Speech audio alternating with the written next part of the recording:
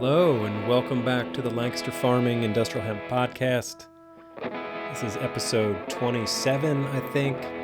My name is Eric Herlock, and a couple of weeks ago I told you about this USDA industrial hemp public commenting and listening session that they were going to have last week on March 13th. So they had it, and I've gone through it, listening to it, so you don't have to. And today's show is essentially going to be like a highlights reel, because there were people from all over, from state agencies to lobbying groups to industry groups, a surprising number of Native American tribes. The session was led by the Ag Marketing Service Administrator, Bruce Summers, and he wants you to know this right off the bat.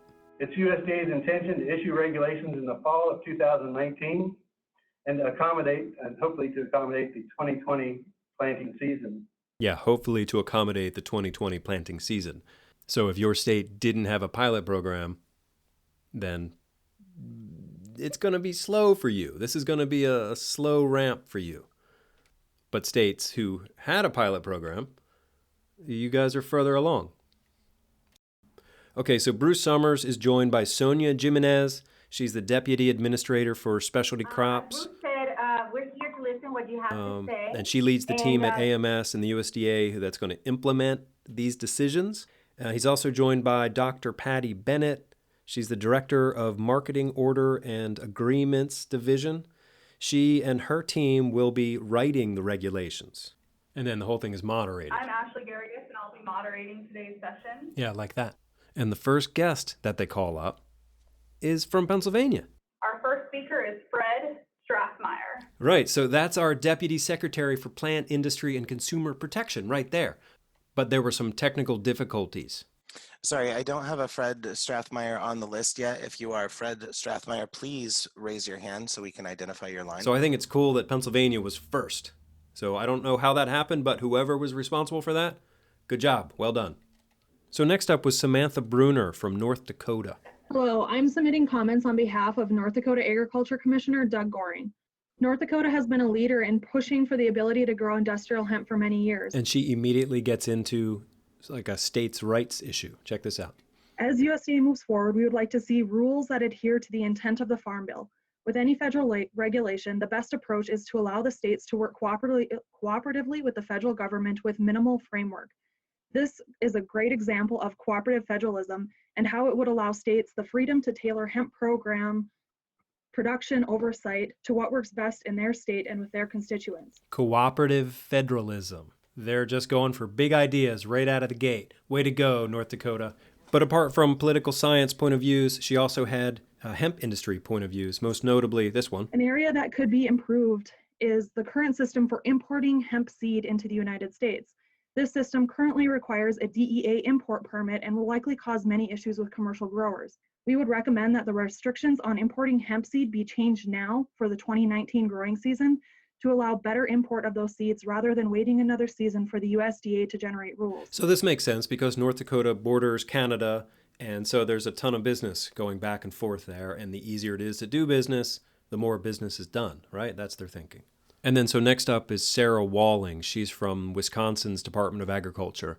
And she kind of sums up their program, the hemp program, and she complains about the weather and this and that, typical farmer stuff. But then also as a typical hemp farmer, she brings up the chicken and the egg. We're also optimistic about the future of hemp as an agricultural crop, but we're in a chicken and egg process, which comes first, the processing or the production. The interest in the second year indicates that the growers can certainly deliver if they have processing markets to feed into. So I guess they're going full chicken now or full egg. I'm not sure which way they're going, but sounds like Wisconsin has something going on. And then Pennsylvania was back. They found Fred. I do have Fred now joined. Fred, we're going to allow you to talk. And Fred, you'll be able to unmute at the bottom left-hand corner, please. Yes, we're good. Thank you. Oh, so they're still having some technical difficulties, but then they finally get it figured out. But still, the signal isn't quite strong enough, and you can't really hear Mr. Strathmeyer too well. Okay, good afternoon, and thank you for the opportunity to participate in this listening session. I'm Deputy Secretary Fred Strathmeyer of the Pennsylvania Department of Agriculture. On behalf of Pennsylvania Secretary of Agriculture, Russell Rennie, So thankfully, USDA not only provided the recording of the session, they also provided a really well done written transcript So I was able to just go through and see what he was talking about because the audio wasn't so great. So basically, he goes through the Pennsylvania pilot program point by point, talking about how they're seeking to classify hemp as a controlled plant. He talks about application compliance and what the permit holder has to do. He talks about information maintenance. And then they also say that PDA does not recommend planting within 3 miles of a planting for CBD or certified seed production. Okay, so they're trying to establish sort of boundaries around varieties. That's interesting. Not be done within 3 miles of planting CBD or for certified seed production, as doing such could lend legal challenges for existing growers. So I wonder if that would set up different growing regions within, southeastern Pennsylvania.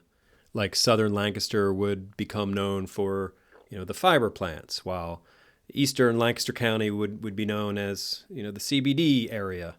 So, we can sort of watch the development of culture based on policy.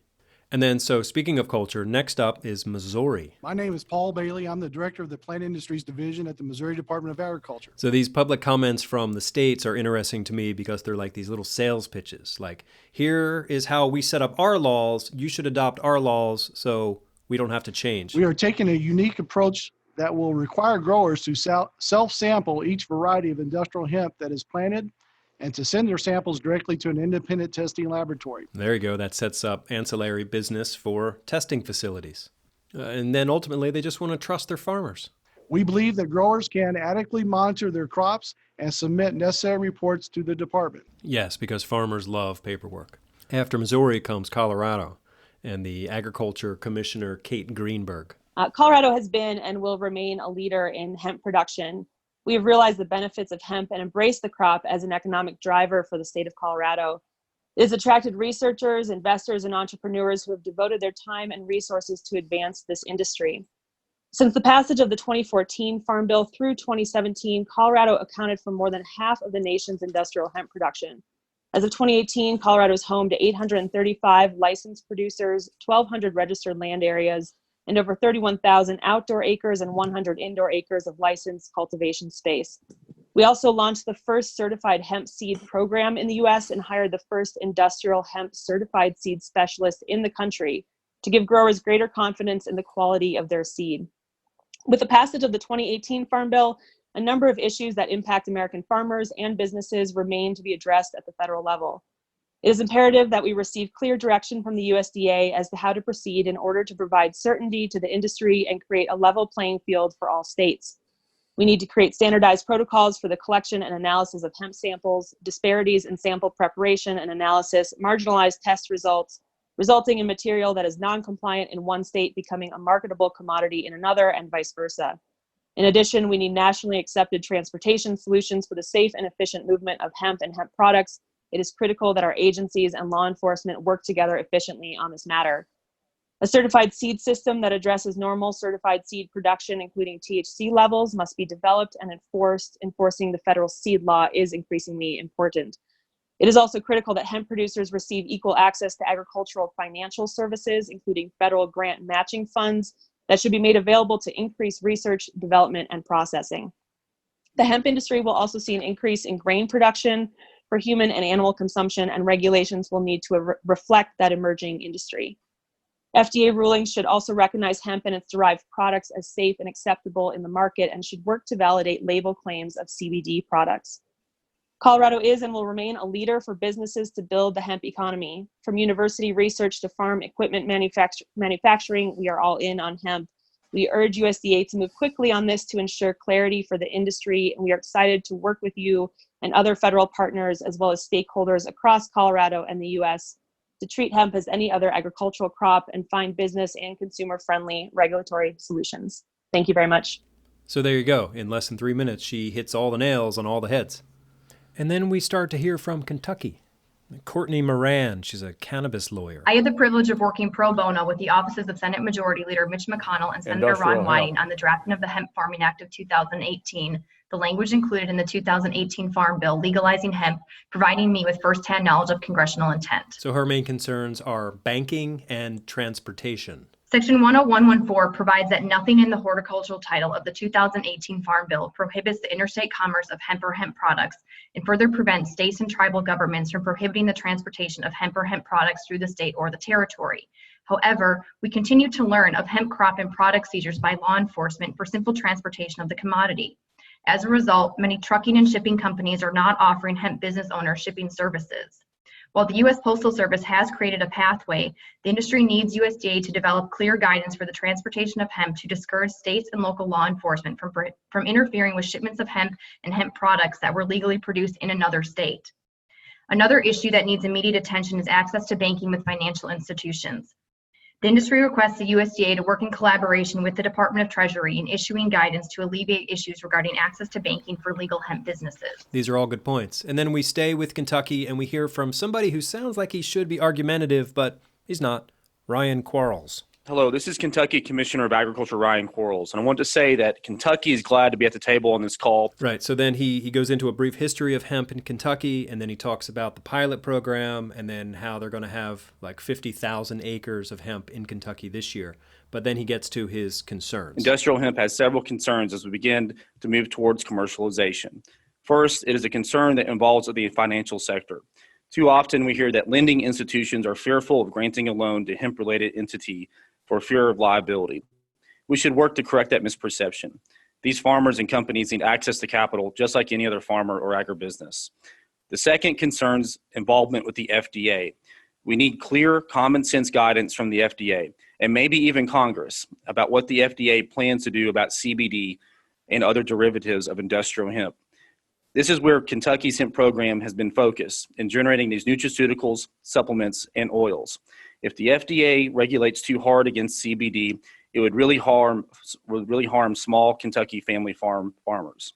We've got to develop rules that allow our farmers an opportunity to continue exploring this crop and benefiting economically from it, especially during a period of depressed farm cash receipts. The last thing I would like to say is that we would recommend USDA develop uniform THC testing standards and background checks that are consistent on a national level. All right, there you go. Banking, testing, and regulation or over-regulation. They want to protect their CBD industry, and they want the FDA to stay out of their way, I would guess. Then we heard from a guy, he's the executive director of the Commercial Vehicle Safety Alliance, who has concerns about cops mistaking hemp for pot, and that also drug traffickers are going to smuggle their drugs in the bales of hemp.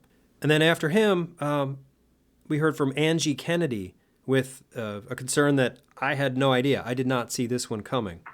Hi, this is Angie Kennedy. I come from the Seneca Nation of Indians. My question has to deal with today about clarification on how tribes and sovereign nations can participate in the 2019 planting season. All right, so it sounds like tribes are in this legal purgatory where the Farm Bill says that states, tribes, and institutes of higher education can continue operating under the authority of the 2014 Farm Bill, but the 2014 Farm Bill does not clarify that tribes can grow hemp. And so she's concerned that this won't get sorted out in time for this year's growing season. We were just looking for clarification on those regulations for the 2014 Farm Bill. So this looks like a pretty big oversight in the language of the law here. And, you know, with a view on history, are you really surprised that they forgot about the Native American tribes? And so Administrator Summers realizes this is a problem, and then he says, so we will follow up post this webinar session on that issue with you and add that to our website as well. This won't be the last tribal issue that you hear of during this listening session. Right, so you hear from tribes, you hear from state departments of agriculture, you hear from different industries. There was somebody from the Food Marketing Institute representing the supermarket industry. And, you know, of course, the cannabis industry is here in full force. For example, here's Wendy Mosher. She's the CEO of New West Genetics. New West is a leader in hemp genetics. We're located in Colorado and began our breeding program in 2014. We use modern genomics and traditional breeding to create proprietary, stable, and most importantly, compliant hemp seed genetics. Our main hope for the industry is that we enact regulations that adhere to typical agricultural industry practices, smart, consistent regulation of THC levels, and regulations around the validation of end product claims. We believe adopting Colorado's solutions around seed genetics and ayahuasca seed certification will be the best path forward. We support the mandate of certified seed use only, and we recommend consideration of a regulated breeder system akin to the regulations in Canada. We look forward to the state departments of agriculture as well as tribal nations to adopt consistent regulations in all aspects of the hemp industry pipeline, especially in regard to THC level testing and validation. The state of Colorado has an exemplary protocol for testing THC that we hope will be adopted nationally. Furthermore, because hemp planting seed labeling has not yet been regulated, many farmers have been left with fields of seed that have not germinated and/or have failed to perform as described, resulting in significant financial loss for farmers. In the interest of farmers and cultivators knowing what they are buying, we look forward to the enforcement of the Federal Seed Act. So it's like companies and industries are all trying to sell themselves or their ideas or their services to the USDA. It's like a big job interview. So maybe there's a ton of government contracts up for grabs. I don't know. Here's an example of like a sales pitchy presentation from somebody from the National Accreditation Board. The USDA doesn't need to develop a scheme or wish to develop a scheme or program. ANAB is willing to help with this development or illustrate how accreditation fits into such a scheme. The specificity of the scheme requirements is at the discretion of the scheme owner, in this case, the USDA. So he just said scheme like 3 or 4 times. That to me is a red flag. Then we start to hear from folks out on the West Coast, out in the Pacific Northwest, mostly talking about testing and deviation in testing results and how that affects interstate commerce and transportation. We hear from Jessica Wasserman. She's a lawyer that represents the Pacific Northwest hemp industry. Hemp is a biomass, and testing results will vary according to when the hemp is tested. USDA must set a testing date that is reasonable, so that once the product is certified on that date, certification is final without retesting. Then we hear from the chief science officer at Greenleaf Labs, which is a cannabis company in Portland, Oregon. And he goes deeper into the science behind the THC, Delta 9, and all that stuff, and how that affects testing and transportation. One of the biggest points of confusion that we've seen here in Oregon is the discrepancy between the amount of Delta 9 THC versus the total THC found in both plant material as well as finished product. The total THC calculation assumes a complete transfer of THCA into Delta 9. The THCA is what the plant produces in the field, whereas Delta 9 is generally a degradation byproduct produced in low concentrations in the plant. One of the difficulties with this is that while the plant in the field may have legal levels of Delta 9, the total amount of THC that the plant is producing would be significantly greater. Upwards of 30% of the legal cannabis in Oregon would have the potential to be classified as hemp under the only Delta 9 rule as currently incorporated. One of the main issues with that is that as storage and transport of hemp begins to occur, the degradation of THCA into Delta 9 would result in a legal product leaving the state, and by the time it arrives at a destination, it could be illegal as a result of this degradation process. Imagine that. So testing is also an issue for the Native American tribes. We hear from Patty Marks, who is asking for guidance from the USDA here. So what we're really looking at here for tribes is the issue of testing.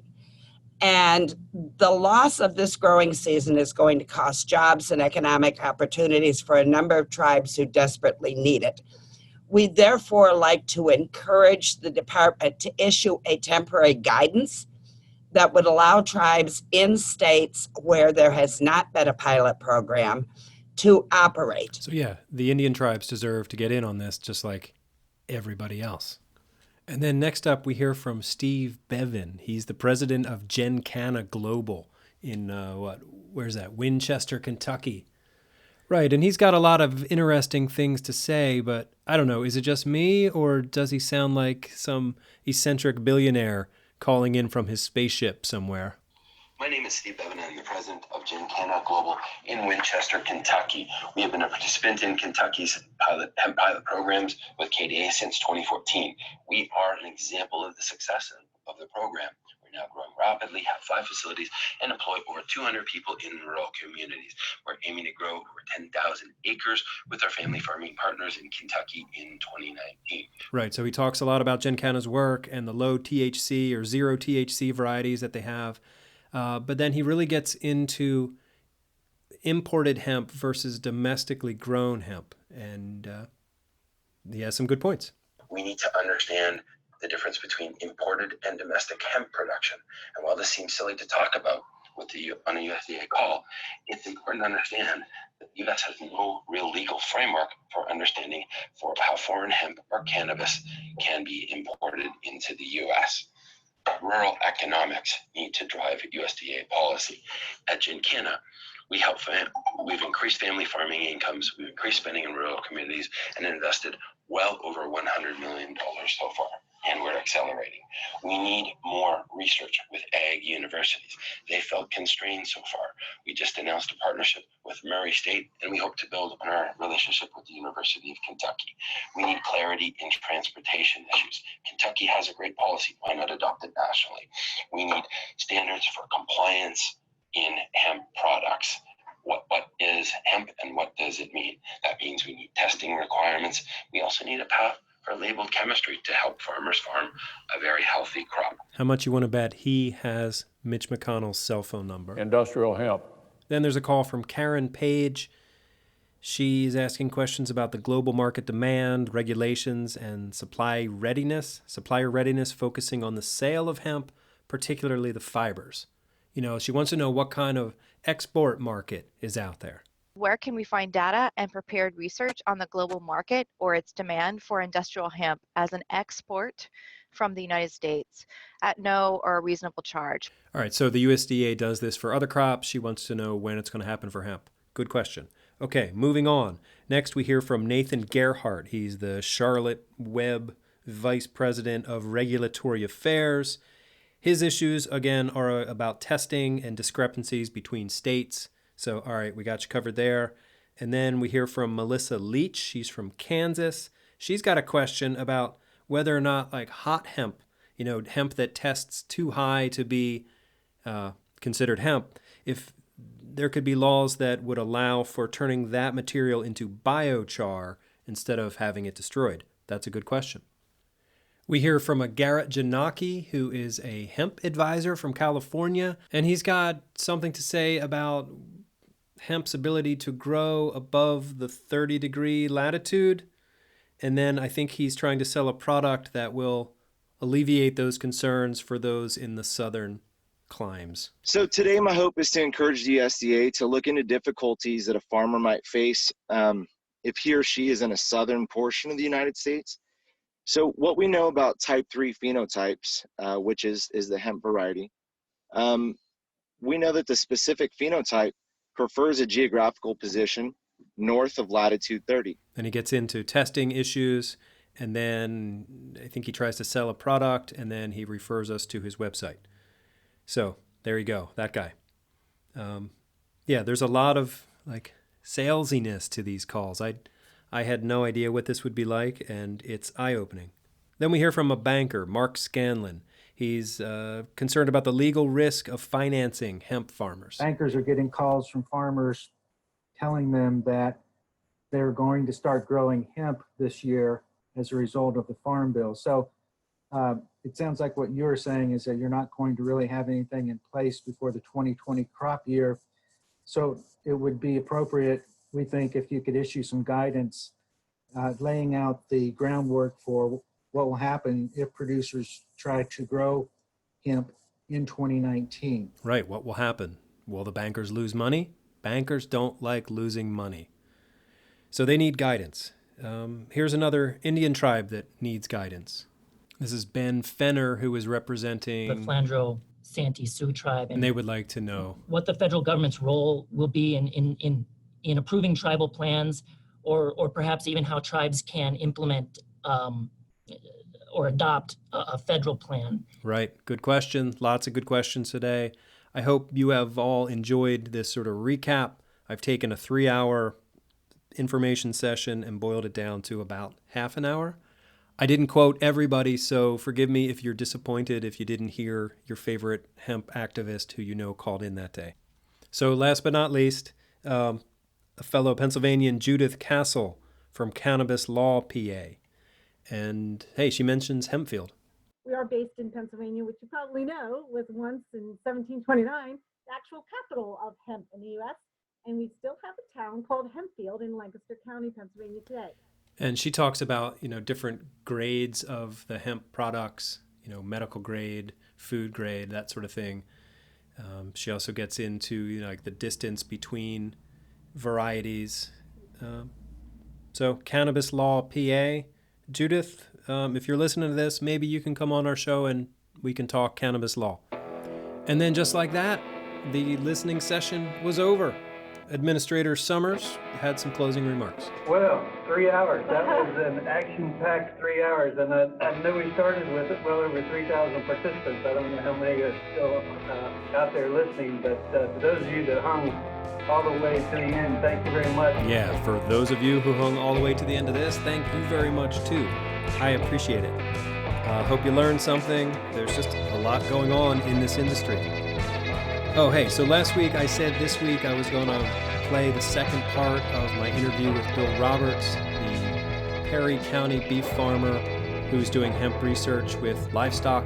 Well, I'm going to wait on that because I'm working on scheduling an interview with the scientist that worked on that project with him from Penn Vet. So stay tuned on that. Okay, so that about does it for today's show. If you have any questions or comments or concerns, please email me at podcast@Lancaster Farming. My name is Eric Herlock. I'm the digital editor at Lancaster Farming. And until next week, I'll see you in the newspaper. Oh, speaking of the newspaper, I have a story on the front page this week. It's about the 40th anniversary of 3 Mile Island. It tells the story of a dairy farmer who was out there in his field farming that morning, March 28th, 1979. And the neighbor comes across the field to me and says, Harvey, we're supposed to all get inside, take cover, that there's a problem at TMI. So it's a neat story. Check it out in the newspaper this Saturday. You can probably find it on our website, lancasterfarming.com, sometime this Friday afternoon, or just check our Facebook page. Okay, so this episode of the Lancaster Farming Podcast is copyright 2019 by Lancaster Farming. Lancaster Farming is part of the Steinman Communications family. Today's show is written and recorded and edited and produced by Eric Herlock, that's me, with lots of help from the USDA. Any music you hear is courtesy of Tin Bird Shadow.